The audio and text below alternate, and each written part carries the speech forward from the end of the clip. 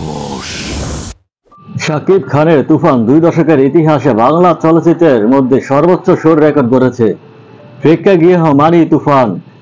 তবে নির্মাতা রায়হান রাফি আভাস দিয়েছেন, এটা তো কিছুটা ঝলক মাত্র, আসল ধামাকা তুফান 2-তে। সেই থেকেই কৌতূহল জমেছে ভক্ত ও দর্শকের মনে। তাহলে কারা থাকবে রাফির পরবর্তী ধামাকায়? সম্প্রতি এক সাক্ষাৎকারে তুফান সিনেমার নৈপথ্যের কারিগররা এসেছিলেন। বেশ আড্ডা জমেছিল সেখানে। গল্পে গল্পে দর্শকরা ভক্তদের নানা প্রশ্নের উত্তর দেন তুফানের এই ত্রিরত্ন। তুফান টিমের নৈপথ্যের কারিগর শাহরিয়ার শাকিল, রেদওয়ান রনি, মহেন্দ্র সনি এক হয়েছিলেন এই সাক্ষাৎকারে। আলফা এর ব্যবস্থাপনা পরিচালক শাহরিয়ার শাকিল বলেন, বাংলাদেশে তুফান সিনেমা একটি নতুন ইতিহাস তৈরি করেছে। সব ধরনের দর্শক সিনেমা হলে আসছে, দারুণভাবে সিনেমা উপভোগ করছে। মাল্টিপ্লেক্সে এসেছে, মানুষের শীষ বাজাচ্ছে, নাচছে, গান গাচ্ছে, চিৎকার করছে। এরকমটা আসলে খুব একটা দেখা যায় না। ইন্ডাস্ট্রির এমন একটা অবস্থা আমরা দেখতে চেয়েছিলাম।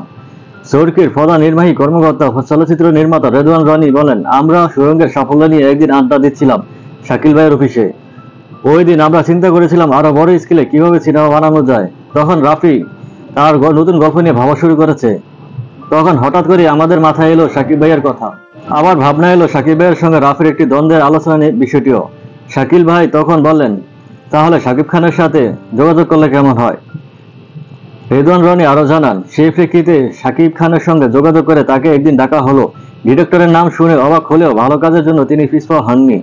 বড় উদ্দেশ্যকে সফল করার জন্য আমরা সবসময় এগিয়ে আসি। তার ফলশ্রুতিতে আজকের এই তুফান। তুফান 2-তে কারা কারা থাকবে, বিশেষ করে 2 নায়িকা থাকবেন কি না, এই বিষয়ে তারা বললেন, ডিরেক্টর কাকে মারবেন আর কাকে বাঁচিয়ে রাখবেন তা তো আগে থেকে বলা যায় না। এসবিএফ এর মহেন্দ্র সনি একটু হাসির চলেই বললেন, এটি বাজেটেরও বিষয় ছিল।